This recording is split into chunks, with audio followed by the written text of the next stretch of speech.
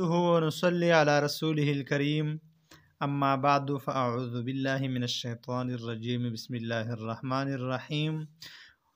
جنت کی خوبصورتی و شان، واقعہ معراج سے قریش و مشرکین کا انکار، حضرت ابوبکر صدیق رضی اللہ تعالیٰ عنہ کی تصدیق۔ معزز سامعین کرام، آج کی ویڈیو میں ہم جنت کے بارے میں بھی بات کریں گے، دوزخ کے بارے میں بھی بات کریں گے کہ جنت آخرکار کس طرح ہوگا، دوزخ آخرکار کس طرح ہوگا، یا کس طرح بن گیا ہوگا۔ اس کے علاوہ قریش کی انکار کے بارے میں بھی بات کریں گے کہ حضرت اکرم صلی اللہ علیہ وسلم نے جب معراج کیا تھا تو مکہ کے مشرکین نے انکار کیا اور کافی خوش بھی ہوئے تھے کہ اب حضرت ابوبکر صدیق رضی اللہ تعالیٰ عنہ بھی انکار کرے گا، لیکن حضرت ابوبکر صدیق رضی اللہ تعالیٰ عنہ کا ایمان کافی مضبوط تھا اور وہ ہر بات پر حضور اکرم صلی اللہ علیہ وسلم کی یقین رکھتے تھے۔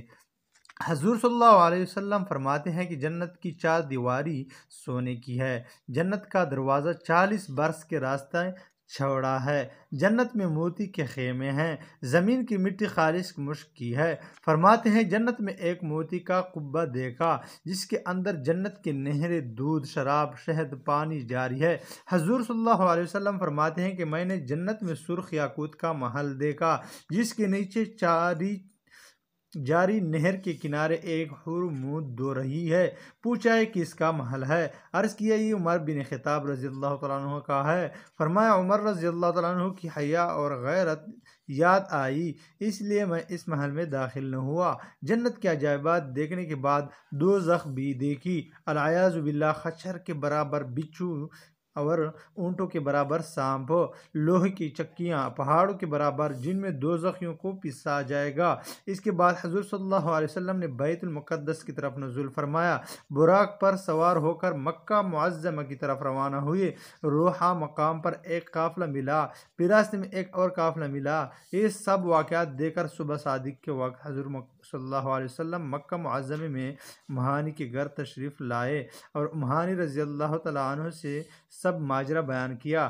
مہانی رضی اللہ تعالیٰ عنہ نے عرض کیا، حضور صلی اللہ علیہ وسلم قریش اس واقعے کا ذکر نہ فرمائے، وہ آپ کو جھٹلا دیں گے۔ واقعہ معراج سے قریش و مشرکین کا انکار، حضرت ابوبکر صدیق رضی اللہ تعالیٰ عنہ کی تصدیق۔ صبح حضور صلی اللہ علیہ وسلم نے جب معراج کا ذکر کفار و مشرکین سے کیا تو سب نے انکار کیا۔ ابو جہل خوشی سے حضرت ابوبکر صدیق رضی اللہ تعالیٰ عنہ کے پاس گیا، اس امید میں کہ وہ بھی انکار کر دیں گے تو کام بن جائے گا، مگر جب اس نے حضرت ابوبکر صدیق رضی اللہ تعالیٰ عنہ کو بتایا تو حضرت ابوبکر صدیق رضی اللہ تعالیٰ عنہ نے فرمایا، اگر میرے محبوب محمد صلی اللہ علیہ وسلم یہ بات کہتے ہیں تو میں تصدیق کرتا ہوں کہ وہ سچ کہتے ہیں۔ قریش نے حضور صلی اللہ علیہ وسلم سے طرح طرح کے سوالات کیے، اگر آپ آج رات بیت المقدس گئے تو مسجد کا نقشہ بیان کریں، مینار کتنے، برج کتنے، محراب کتنے، ممبر کیسا؟ حضور صلی اللہ علیہ وسلم نے دعا کی، اللہ نے سب پردے ہٹا دیے، بیت المقدس سامنے نظر آنے لگا۔ حضور صلی اللہ علیہ وسلم نے سب کچھ بتا دیا اور یہ بھی کہا کہ رات راستہ میں یہ قافلے آ رہے تھے، وہ قافلے بھی آ گئے۔ قریش لاجواب ہو گئے۔ مسلمانوں، حضور صلی اللہ علیہ وسلم نے سب کچھ آنکھوں سے دیکھا، اس لیے ہماری کامیابی اسی میں ہے کہ حضور صلی اللہ علیہ وسلم کی تصدیق کریں، برے اعمال سے بچیں، نیک عمل کریں، ورنہ ہم تباہ برباد ہو جائیں گے۔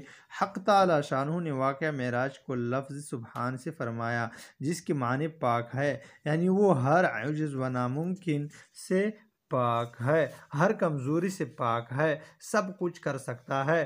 حضرت جبریل ایک دن میں 10 مرتبہ آ سکتے ہیں تو وہ محمد صلی اللہ علیہ وسلم کو آسمان پر نہیں لے جا سکتا۔